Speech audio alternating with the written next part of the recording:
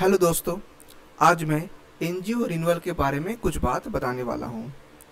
अगर आप NGO renewal के बारे में जानना चाहते हैं तो इस वीडियो को पूरा देखिए, और अगर आप इस चैनल में नए हैं तो इस चैनल को ज़रूर सब्सक्राइब कीजिए। चलिए आज का वीडियो स्टार्ट करते हैं। एक एनजीओ का रजिस्ट्रेशन या फॉर्मेशन तब कंप्लीट माना जाता है जब आप ये सारा स्टेप्स को कंप्लीट कर लेते हैं। तो आपको सबसे पहले डीड प्रिपरेशन करने होंगे और उस डीड को रजिस्ट्रेशन भी करने होंगे। उसके बाद आपको उस डीड के बेसिस से पैन कार्ड के लिए अप्लाई करने होंगे। जब आपके पास पैन कार्ड आ जाएगा, फिर आप बैंक में जाके अकाउंट ओपन कर लीजिए। आप सेविंग्स या करंट अकाउंट ओपन कर सकते हैं। आप सेविंग्स अकाउंट ओपन करने के लिए कई बैंक कुछ कंडीशन इम्पोज करते हैं।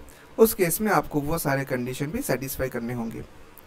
उसके बाद आपको स्टेट रजिस्टर्ड अथॉरिटी के पास रजिस्ट्रेशन करने होंगे। देखिए, ये हर स्टेट में एप्लीकेबल है ऐसा नहीं है, हर स्टेट का अलग अलग रूल्स है, उसी हिसाब से आपको इस चीज़ को देखने होंगे। मैं एक एग्जांपल दे रहा हूँ। जैसे मैं अभी कोलकाता में हूँ तो ये वेस्ट बंगाल स्टेट के दायरे में आते हैं।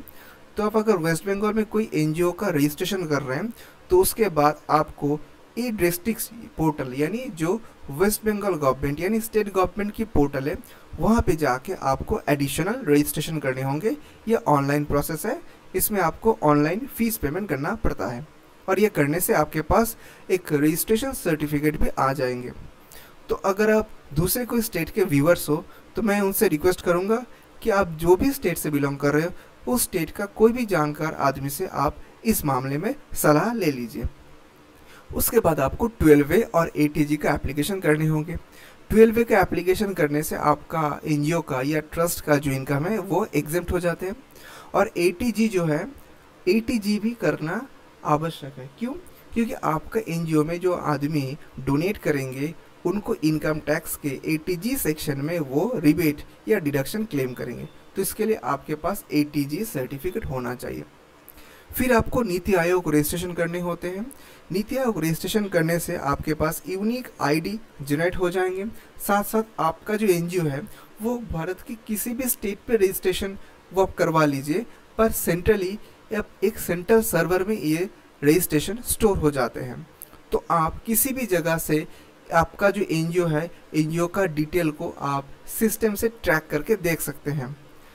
उसके बाद आपको FCRA रजिस्ट्रेशन करने होंगे। हालांकि ऑप्शनल है, जो फॉरेन ग्रांट के लिए काम करते हैं उनको FCRA रजिस्ट्रेशन करना पड़ता है। देखिए, एनजीओ फॉर्मेशन करने के बाद जितना जल्दी हो सके मैं ये सजेस्ट करूँगा कि आप ये सारा स्टेप्स को कंप्लीट कर ले। पर प्रैक्टिकली हम जानते हैं कि बहुत से टाइम ये सारा काम करते करते साल बीत जाते हैं। तो मेरा ये रिकमेंडेशन है कि जितना जल्दी हो सके ये सारा काम कंप्लीट कर लीजिए, क्योंकि एक साल बाद आपको नीचे का दिया हुआ स्टेप्स भी करने होंगे।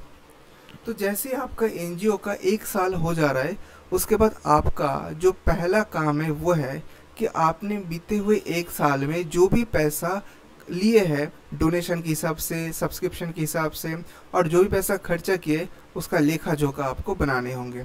और इसके लिए आपको cash book, receipt payment account, income expenditure account, balance sheet ये भी बनाने होंगे। तो अगर आपका एनजीओ में कोई अकाउंटेंट है तो आप उनसे ये सर्विस ले सकते हैं। और अगर आपका एनजीओ अगर बहुत ही छोटा साइज का है तो आप जिस भी सिटी से लोकेट कर रहे हैं वहाँ पे कोई भी एडवोकेट या कोई भी अकाउंटेंट के पास जाके आप ये बुक्स ऑफ अकाउंट्स बना सकते हैं। उसके बाद आपको फाइलिंग ऑफ रिटर्न के स्टेज में आने होंगे, और यहाँ पे आपका जो इनकम टैक्स रिटर्न है वो आपको गवर्नमेंट के पास सबमिट करने होंगे। अगर आप दूसरा किसी लॉ में जैसे सेक्शन 8 कंपनी हो गए, अगर आप ऐसा कंपनी फॉर्मेशन कर लेते हो तो ROC के तहत भी आपको जो रिक्विजिट रिटर्न्स वगैरह है वो भी आपको लगाने होंगे। फिर आपको आपका जो बुक्स ऑफ अकाउंट्स है उसका ऑडिट भी कराने होंगे। देखिए, ये ऑडिट कराना मैंडेटरी है या रिकमेंडेटरी है, ये आप पे मैं छोड़ रहा हूँ। क्योंकि हम जानते हैं कि जब भी आप कोई भी जगह पे आप अपना एनजीओ को रिप्रेजेंट करने जाएंगे तो वहाँ पे आपका 3 साल का लेखा जोखा का हिसाब यानी ऑडिट रिपोर्ट ही मांगा जाएगा। तो अगर आपको लगता है कि आपका एनजीओ बहुत ही छोटा नेचर का है, बहुत ही छोटा साइज का है, आप ज़्यादा कुछ काम नहीं करना चाह रहे हैं, या आपका एक्सपोजर ज़्यादा नहीं है, कुछ पैसा आ गया फिर वहीं से कुछ सोशल या चैरिटेबल काम कर लिए, तो ठीक है, आप अगर ऑडिट नहीं कराएंगे तो भी चलेगा।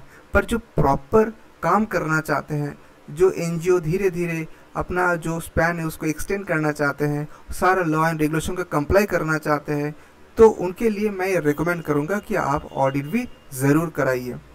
उसके साथ साथ आप हर साल में ड्यू टाइम में मीटिंग को कंडक्ट कीजिए। साल में एक एनुअल जनरल मीटिंग होते हैं और ये रिकमेंडेटरी है कि आप हर तिमाही में एक बार यानी हर क्वार्टर में एक बार ट्रस्टी का मीटिंग या बोर्ड मीटिंग आप कंडक्ट कराइए। साथ साथ अगर ज़रूरत पड़े तो एक्स्ट्रा ऑर्डिनरी जनरल मीटिंग या स्पेशल मीटिंग भी आप कंडक्ट कर सकते हैं।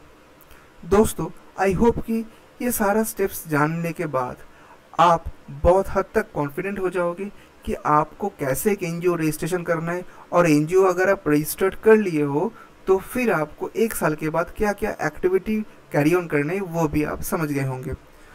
अगर आपको ये वीडियो यूज़फुल लगा तो आप इस वीडियो को ज़रूर लाइक कीजिए, और साथ साथ कोई भी क्वेरी अगर आपके मन में है तो कमेंट बॉक्स में कमेंट करके आप मुझसे पूछ सकते हैं। आज के लिए इतना ही, मिलते हैं अगली वीडियो में।